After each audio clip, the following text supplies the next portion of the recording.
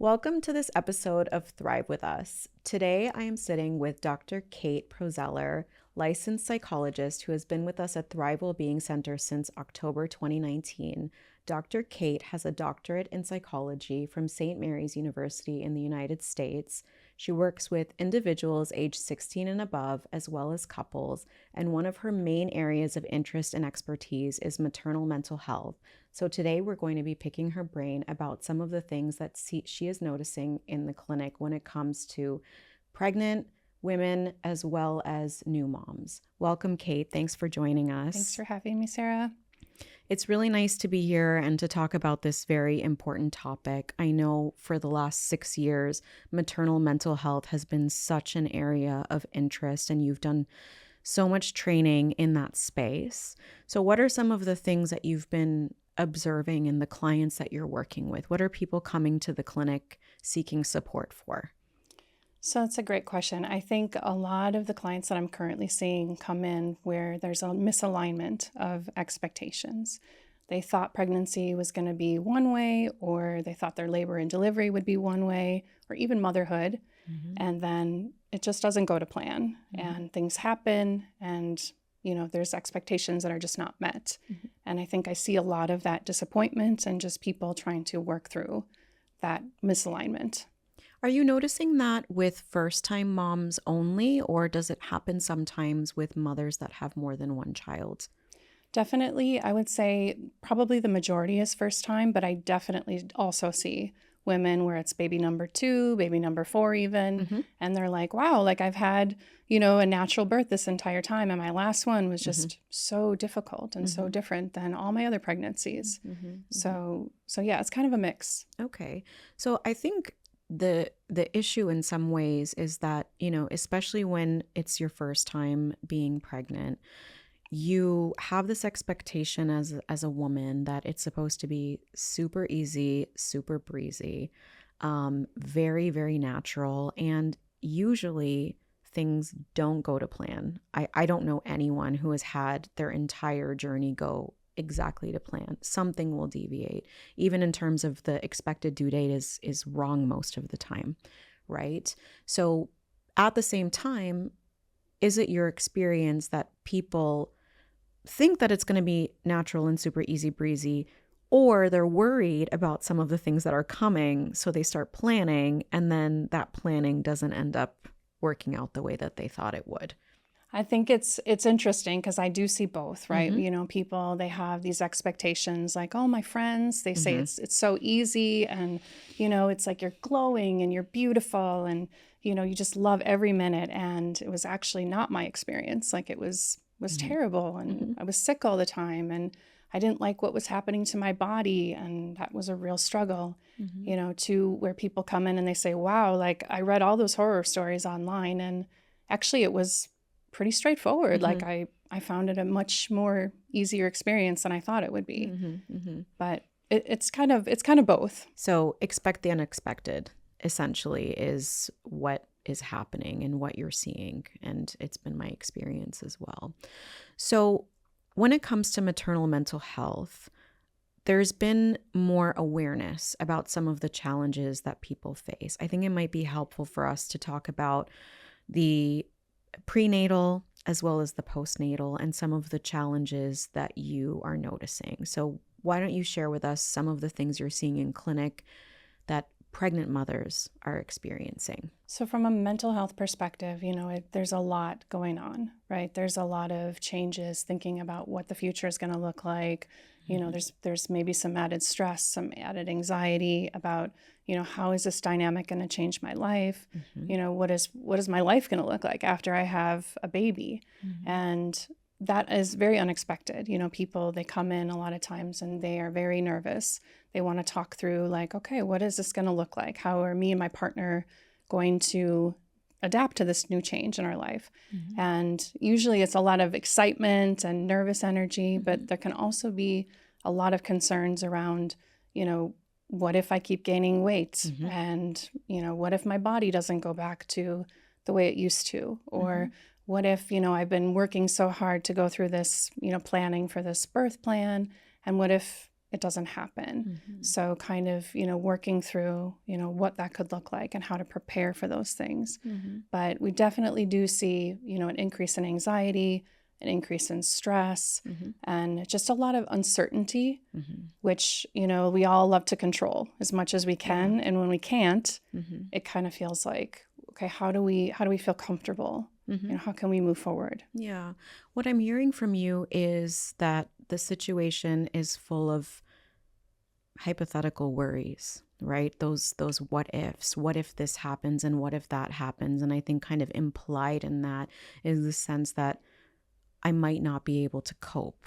And then, as you were saying, if you are concerned that these things are going to happen and that you're not going to be able to cope, then some of the way that you attenuate that is to plan. But then when the plans also don't materialize the way that you expected, you can get stuck, I would imagine. So a lot of hypothetical worries around individual stuff. You were talking about body changes. You were talking about relationship changes. And then there's also the element, I would imagine, of the identity piece, right? Who am I going to be? And that sense of disconnection. Are you seeing that in terms of new moms, that even though we're all prepared in a way, like we're told from the time we're young that it is a transformational experience, I don't think you fully grasp how transformative it is until it happens. 100%. Absolutely. And I think that is the biggest thing. Like, there's no handbook, Mm-hmm. there's no manual that they Mm-hmm. hand you when they hand you the baby and say, Mm-hmm. okay, here you go. Like, good luck. Mm-hmm. It's a completely new world once you have a baby. Yeah. And I think absolutely, I see a lot of first time moms that are just like, I don't know. I don't know if I should be breastfeeding. I don't know if I should be, doing this way. And there's so much noise out there, right? Mm-hmm. There's so much information out there, which is good and bad, Mm-hmm. but it can be confusing. Yeah. Yeah, I totally agree with you. It's like a blessing and a curse because the information is there. If you have a question, you can find an answer, but not all answers are created equal, number one, and kind of sifting through and finding credible, reliable sources of information is a task in and of itself. And then the other thing is when you have all that information, sometimes it just increases to an unachievable degree the pressure that you put on yourself. If we read all of the guidelines and we, internalize them as this is a must, not a guideline and not a case specific situation, it's for everyone, it's global. I don't think anyone can do everything for all of their children, right? No, and it creates a lot of stress. It creates a lot of anxiety, and you feel like you should be doing something a certain way, and maybe you're not. And I remember even like with my daughter, like we delivered her, and then it was okay, she's starting to lose weight, and I was very worried about, okay, breastfeeding isn't happening right away. What do I do? And I remember feeling so much pressure, so much stress. Yes. And, the pediatrician coming in and saying basically like, listen, she's losing weight. She's hungry. Let's just feed her. And we supplemented with formula and everything was fine. But I think internally, you think that's like a wrong decision because then everybody else tells you like, oh no, you should be breastfeeding. And there's all this pressure, like breast is best. And, you're a bad mom, or all these assumptions around, not being able to do something you're inherently supposed to be doing. Exactly. And I think that's it. It's that it should just happen, and it should happen so seamlessly. And I don't think enough people are talking about how difficult these things can be physically, as well as the emotional and social stresses and challenges. And I don't know if this is something you're noticing or observed in your own life, but a lot of people are also having children around the same time as their friends. It's kind of a natural thing that our friends are in the same family life cycle as we are. And it's a natural thing to compare our experiences to other people. And so if you're struggling to keep up supply, or there's like a latching issue or something that's impairing your ability to breastfeed, and you have decided that this is what I have to do, and your best friend is doing it super easily or presenting as such, that can be really, really tough. Extremely tough, and then you're comparing yourself and you're asking all these questions like, why is this so hard for me? Why doesn't this work as naturally as it does for her?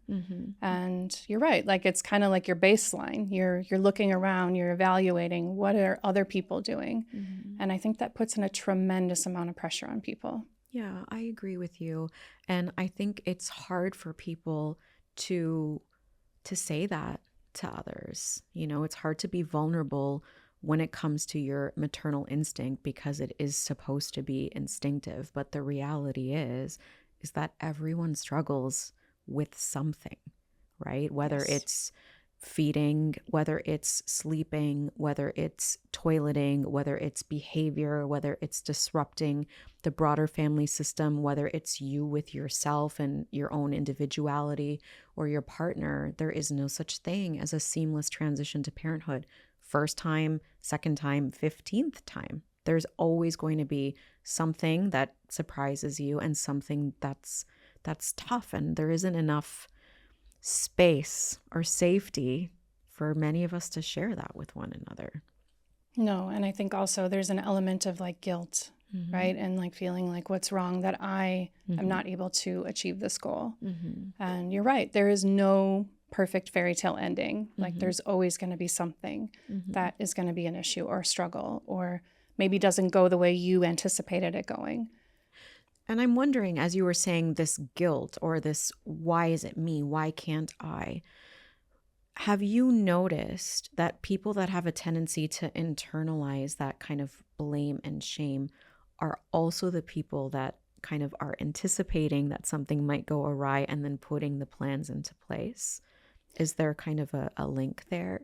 Definitely. Yeah. And they're, what ifing, or there's catastrophizing going on, or they're overthinking, overanalyzing.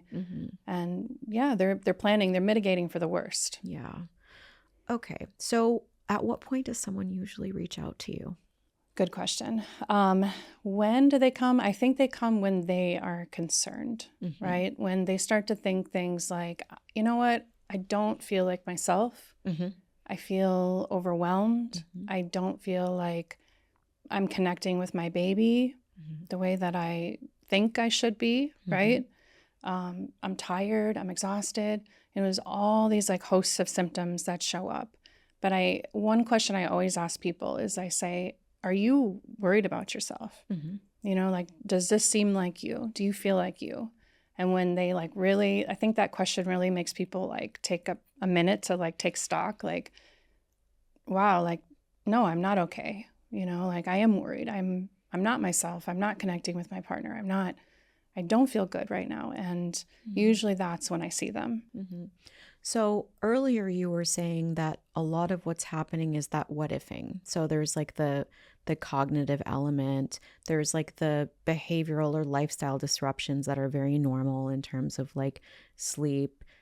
Basic self-care can take a dip at the beginning, and a lot of people, most people, all people maybe, they don't have time when they're new parents to engage in the things that brought them pleasure or joy. There's a pause if they were working outside of the home, some kind of a disruption, even if it's like a functional one.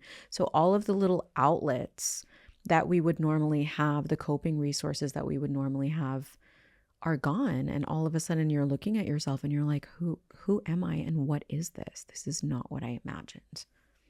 Not at all. And days, weeks go by, and you're, on that cycle of the newborn where they're eating every 2 hours and you're changing them, and you're like, what day is it? Like, I think I've been wearing these pants for 2 days now. Like, it's just time kind of takes over. Yeah. And you're right. Those things that you had, those coping mechanisms you had, whether it be exercise, socialization with friends, connecting with people, coworkers outside of the house, you're not having that anymore. It's just you and your baby and maybe your partner. And it's really hard to kind of get through that period. So in your experience, people are usually presenting when they're noticing that things are very, very different. I would imagine it takes like a lot of distress for them to realize and to seek that external support. I would imagine that there's a lot of people who are struggling who don't, either because they think there's no space for it, they think they don't deserve it, or their brain is like overtaken by all of the different things and they don't have the energy to even think about, let alone pursue it. So there's the behavioral, there's the emotional, there's the physical. What are some of the symptoms that people present with when they might be experiencing pre or postnatal depression and anxiety? Like, when do we know that it's more problematic versus more normal? So I think, a good way to frame that is to talk about like the baby blues a little bit, so some of the symptoms of baby blues, which are very normal, right? Is you feel very tired. It's like you're having sleep deprivation at this point in time. So acute sleep deprivation on top of you're tearful, you're emotional. There's a lot of reactivity. You might be completely exhausted. So that's kind of like the normal, baby blues. We see that kind of happening the first 2 weeks. It usually peaks like 3 to 5 days after. But if anything is extending beyond those 2 weeks, that's really when we should start to take stock of like, okay, this isn't going well, right? And that could look like, you're depressed most days, or you're having a hard time taking care of yourself, or a hard time taking care of your baby. You're having those anxious thoughts, ruminating a lot, lots of worry, lots of concern, maybe around the baby's health or bad things happening. You have a lot of fatigue, right? You just don't feel like something feels off, right? You may even have thoughts of risk as well, like things that come into your head that maybe have never been there before. So if any of this is persisting after that 2-week time frame, it's really critical to be at least evaluated and checked to just, it's better to be safe than sorry, I feel like, in this situation. And just go see someone. Like, even if it's a wellness check with your GP, even if it's, somebody, a psychologist, just go and at least vet it out. There's so many good resources and tools that we can use to kind of determine, like, is this baby blues? Is this normal? Or should we be taking this a little more seriously right now? Yeah. And I think this is a really important point because, in line with what we were talking about before, everyone is going to struggle somewhere, and most people probably struggle across multiple domains. It's a huge adjustment. It's a huge adjustment the first time around. And as you were saying at the beginning, every time, because even if you've done it so many times, every child and every experience is different, and you yourself are different.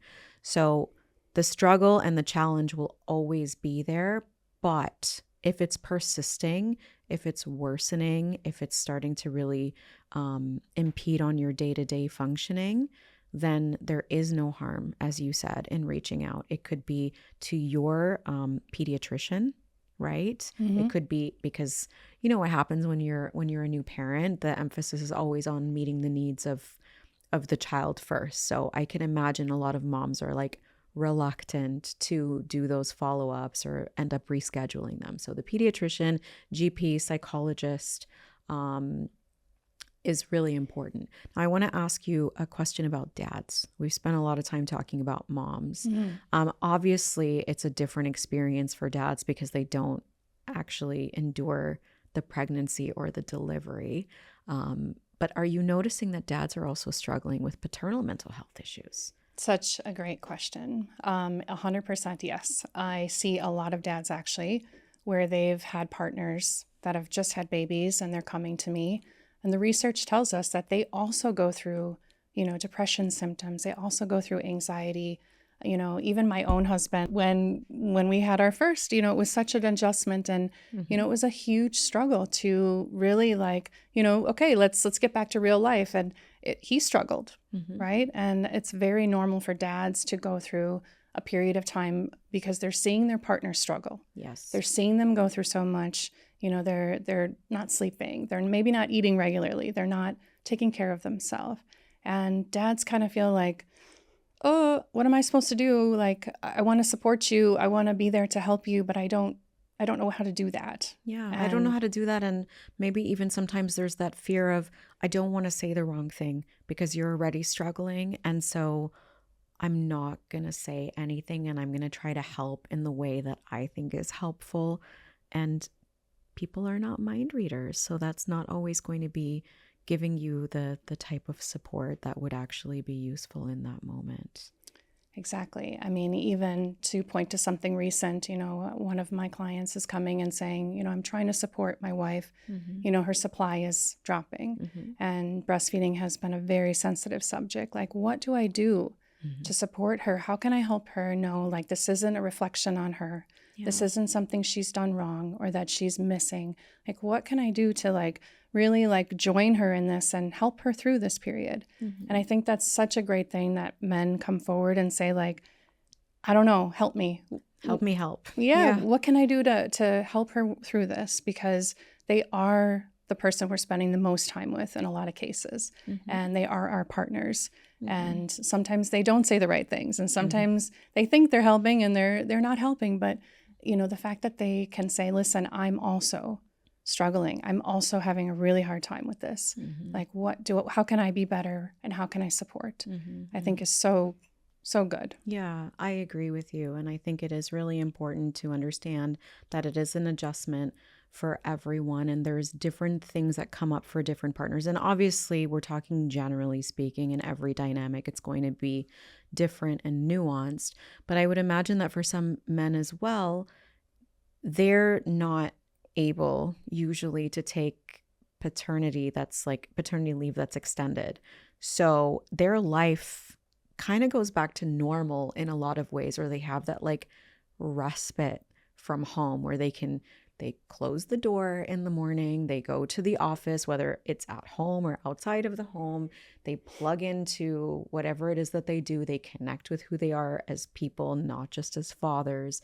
And then they come home, whereas mothers, especially in the early days, don't have that. And so what I've observed over time, sometimes in the couples that I work with, is that there can be a resentment on both sides. Like, you get that exit, I don't want to tell you that I want that exit, because then I'm not maternal and I'm not living up to this idea of who I thought I would, should, and could be.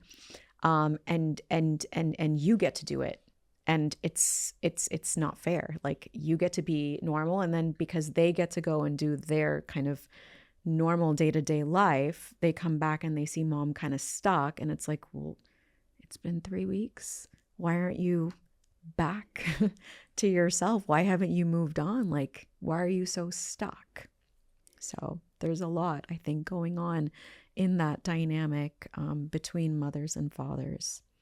Definitely. And I think, like you said, men are, they're leaving the house. They're going to take a shower that day. They're going to put on a nice outfit. They're going to get to have lunch maybe with a work colleague. Like, all of these things that we feel like, okay, that's like a normal day. But when you just had a baby, taking a shower may be a luxury. You may not have time to wash your hair. Your baby is sitting right there, while you're in the shower, and you're like, okay, I've got 3 minutes. He's okay. Go, you know. Oh, no conditioner today. No. But, even having a shower or having a lunch with an adult, right? Not that you don't want to spend time with your baby, but to have a nice conversation with a grown-up is, sometimes you really need that when you're home all day by yourself with the baby. Yeah. And we are multidimensional, right? And so obviously when you have a newborn, that role of mother is going to be much more prominent than the other roles. But if there isn't any space to sort of connect with the other roles, that can be really difficult. And like, I guess to the credit of men, they're leaving the house because they have to also. And I don't know if you've observed this, but in my experience, some of them feel bad about it. That they have to leave and they get to do these things. And then there's that element of, if I could be with you and help physically and time-wise, I would, but I can't. And I need you to see I'm also doing the best that I can. I do. I see that a lot with travel too. Yes. Where, I have to go to Saudi for the week, or, that it's a must, right? And they feel guilty that they got to sleep Mm-hmm. and that they got to have like a full night's rest, Yeah. where your baby's waking up every 2 hours. And, a lot of that guilt around, oh my gosh, like she didn't get to sleep through the night. Like I feel, even though it's a work trip, I still feel guilty that I got that sleep. Okay, so there's a lot of different dynamics. You're noticing that for fathers as well. They're going through their own experience that can be similar, it can be different. It's also kind of intersecting in their relationship. What are some of the things that people can do if they notice that they're struggling? What are some of the strategies or skills that new mom or a new dad or a new couple can use to feel better and to work through whatever it is that they're presenting with? So I like to use a lot of different like checklist types of things with people. Okay. I think that can be really helpful. It's very straightforward, but we start with basics, right? So like, what does your sleep look like?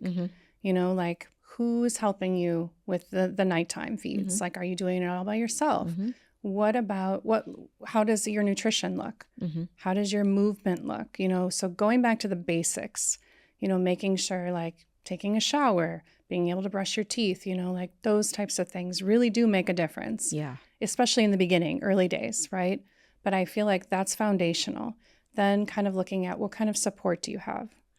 Emotional support, practical support, community support, family support. Like how can you utilize and increase that support system all around you? And then at that point, then we can look at other therapeutic strategies as well. Okay, so let's start with the basics, which you said are looking at some of the lifestyle stuff, the nutrition, the hygiene, the exercise, and the sleep. Putting myself in the shoes of a new mom, I'm like, okay, I'm really struggling with XYZ. I know I need to do all of those things, but I don't have the time or I don't have the motivation. Do you experience that with them where they see it, but it's like, well, how do I do it? What next? All the time. And there's also an element of like, yeah, but my baby comes first. And that's the priority. And so I'm going to focus on my baby and then I'm going to be on the back burner. And it's like, yes, I understand that completely. Yeah. But if you burn out, how can you take care of the baby, right? So small, sustainable steps is the way to go. Even if it's like, okay, I'm going to take a shower today. I'm going to have a lunch by myself for 15 minutes, wherever. To do something, just little small things can make a huge difference. Yeah. And I love that you're sharing that because sometimes, not just with these kinds of issues or challenges, people slip into this very black and white thinking that I'm either going to be this completely devoted mom where I eat, sleep, and breathe my child, or I'm going to be a deadbeat. It's like there is so much in between. And, if we're not committing from the get-go to every single day, I'm going to have like a nice seated lunch for 15 or 30 minutes, or I'm going to go and do my hair once a week. If it's very, very small, and something that you position as like, I'm going to try it and see how it goes, like a behavioral experiment in a way, it kind of alleviates that black and white thinking. And then people can really see that this yields benefits for themselves and then their child and their partner probably also, right? And if they're successful in doing that small thing, they can build on that and that gives them confidence. They then start to believe in themselves and say, okay, it doesn't have to be black and white. It doesn't have to be all or nothing. Like it's okay for me to go to the gym one time a week or whatever that looks like, right? It's okay for me to take a shower and my partner to sit with the baby for a half an hour. Little small steps that make them feel like, okay, like balancing this out, it takes time to navigate, but I can figure this out. So small incremental steps to kind of get back to some of the things that are very foundational to physical and psychological health. So we talked about the kind of lifestyle foundational stuff in terms of the support. In your experience, are you finding that people do have a lot of that support? And when I say that, I don't mean access to it. I mean utilization of it and access to the type of support that they actually need. Because there's a lot of people that have phenomenal intentions and are not particularly helpful or supportive to new parents. Yes, it's kind of a tricky dynamic also being here in the UAE, right? A lot of us are expats. A lot of us don't have our family here, right? And so, at least in my culture, a lot of times when you have a baby, your family comes over. They move in for a while even. Yeah. They start cooking for you. They start helping, and you don't have that here. You do have help. And like you said, there's access to a whole host of different avenues for practical help, right? But it feels different. It's not the same as it would be like if you were maybe back home. And also like emotionally, that's not really there. Yeah. So it's really difficult to manage that when, maybe it's just you and your partner and some friends. And they're likely to be having babies and going through the same thing at the same time. So it can be tricky trying to navigate and find the right type of support. Yeah, I think it's a really important distinction that you made in terms of like the emotional support and the practical support. So the practical support is there. I think a lot of people have family fly out and come in, but that's not sustainable. It's not an option for everyone. I think one of the things that can be helpful in the UAE compared to back home is that people don't have the same village, most people, that they would back home. So they kind of have to cultivate one. But as you were saying, this is where all the layers come in. The village that you cultivate, they probably also are at the same stage. So while they might be able to connect and engage with you, the time and the depletion of resources is there. And then that comparative sort of element comes into play. So what do you do with that? Wow, good question. You know what I say? I tell people you don't need a lot of people in your life. Like you just need really just a few that you really can go to, emotionally when you're really struggling and you're saying, listen, I don't know what to do. I'm struggling. I'm not myself. Like, what do I do? You just need a few people like this. You don't need to have like 20. No. And I think that can really help, especially when you're feeling very isolated, when you're feeling very alone, when you're feeling like guilty or like I'm not doing this right, or I feel like I should be doing it differently. Yeah. Yeah. And sometimes when it comes to having an issue or facing a challenge, very, very broadly speaking, the type of support that people can give you is like practical or it's emotional. And it's difficult when you're already depleted as a new parent, but if you're able to tap into what you need, it might help you access it more. And so when I say that, I'm thinking about, I feel terrible today. I feel like a total failure as a mom. Nothing went, there's some days like that, right? For all of us, nothing went according to plan. The nap time didn't work, and then the nap time didn't happen. So then the feeding wasn't good. And then, I wasn't able to do the shower that I've been kind of in the groove of for some period of time. And I hate myself today. Like, do I have a deep-seated hate for myself? No. But today I hate myself and I hate the situation. And I just need someone to hear that and not tell me, don't worry, tomorrow will be better. Just tell me that sucked. That sucked. And so tapping into the type of support you need and then finding the safety in one or two key relationship is really important. And so on the back of that, what I want to ask you is, as someone who supports primarily women, but also men, new parents, if someone watching this has a new parent in their life, what's the best way that you think they can help them? Whoa, good one. Honestly, just listen. Just be there non-judgmentally. Listen when they're having that day, when they're like, everything sucks today. I feel like a terrible mom. Like everything has gone wrong. Just be there, listen to them. Maybe don't provide advice unless asked, right? Because that's very important. That's a very key point.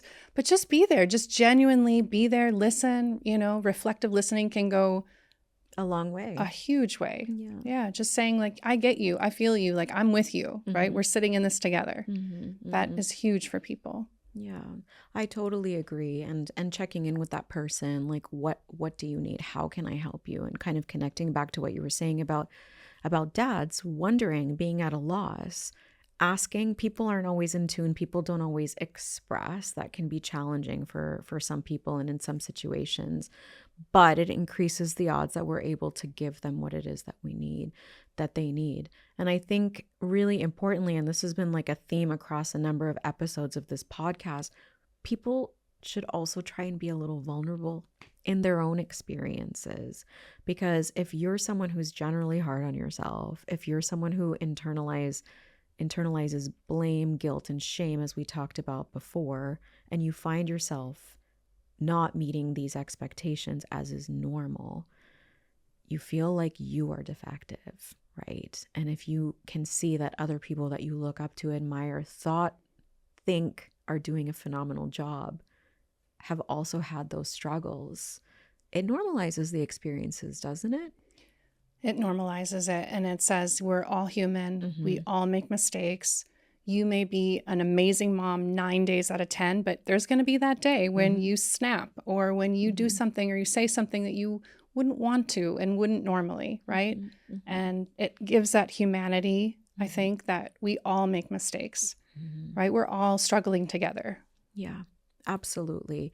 And mistakes are an opportunity for reflection and for growth. So expecting that it's going to happen is easier said than done.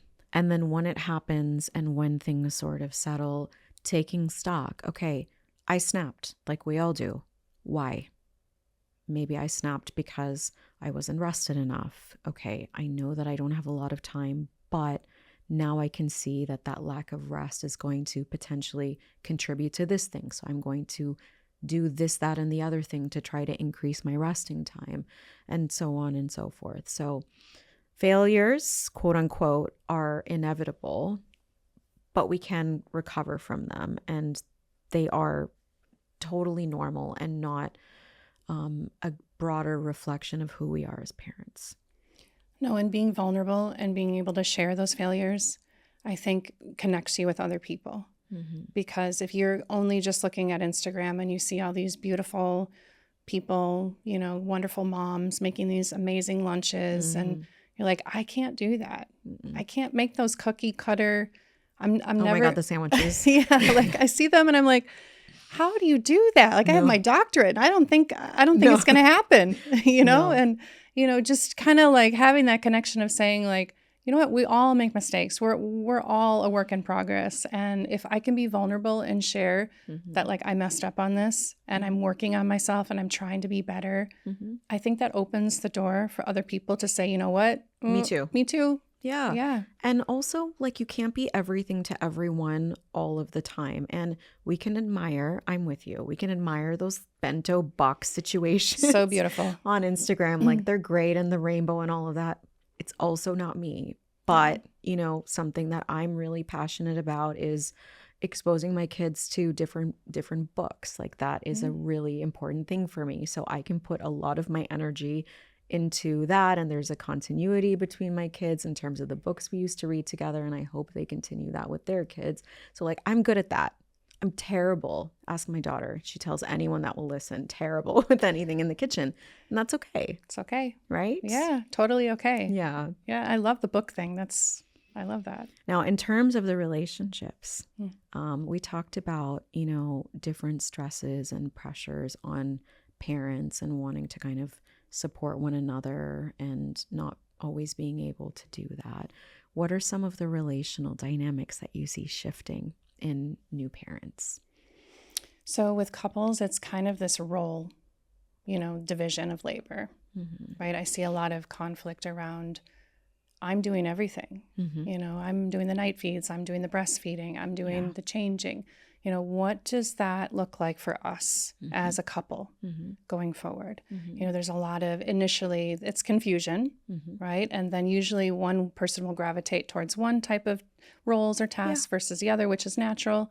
But I think if they're not talking about it, it can lead to resentment. It can lead to problems in the relationship. So definitely see couples coming in that'll say, like, I'm doing everything and I don't feel supported by my partner who's traveling or whatever they're doing. Yeah. So changes, I would say, for sure, in that dynamic. Yeah. And, what I've observed, I've definitely seen that as well.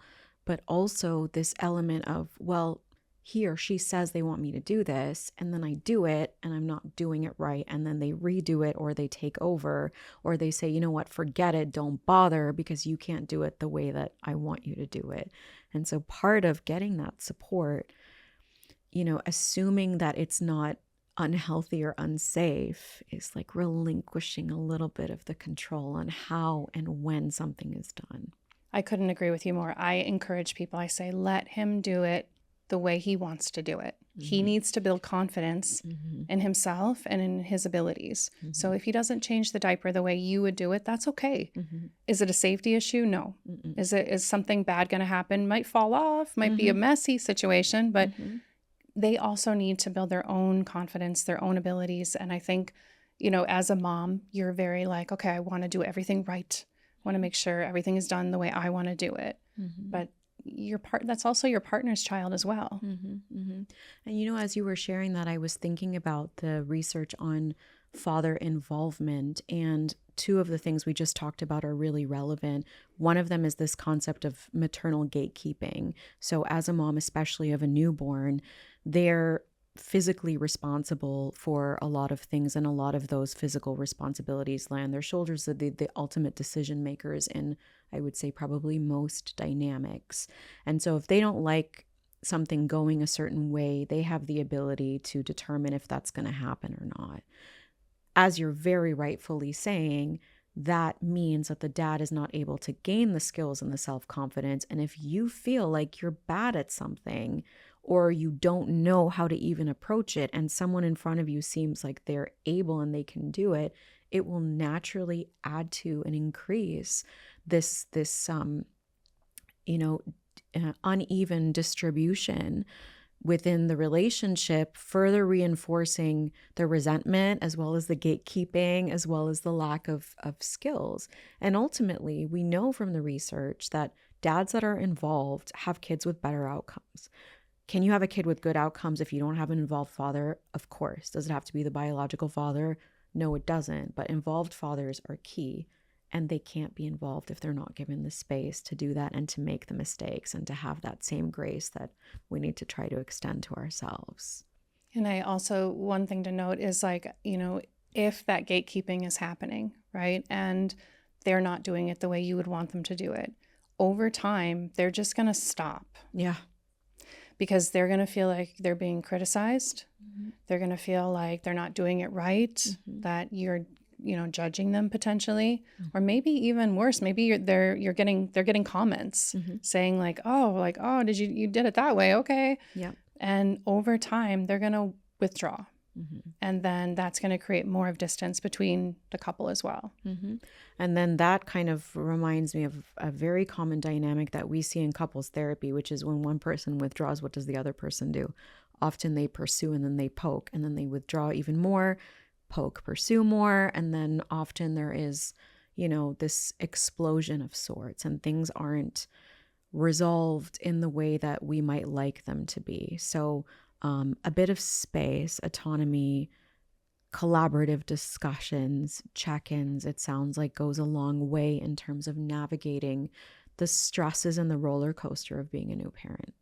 Yeah. And even saying like, you know what, you get to, this is you. You run with it. You do however you want to do it. Maybe it's not the way I would do it, but I want you to feel like this is you. You've got this, right? Just even giving that encouragement and that support, I think can go a really long way. Kate, thank you so much for all of your insights about maternal mental health as well as paternal mental health issues, both in pregnancy, after pregnancy, for the individual, for the relationship. What I'm taking away from our conversation is that a lot of it has to do with this misalignment of expectations. But ultimately, although it's normal for us to struggle for a couple of weeks, if it's persisting beyond that and really impairing our functioning, it's important to put our hand up and reach out to someone either in our personal or professional circle And there's a lot of really excellent and practical tools and strategies that can be used to navigate some of these challenges. It doesn't have to be like that forever. Exactly. Yes. Thank you so much. Thank you.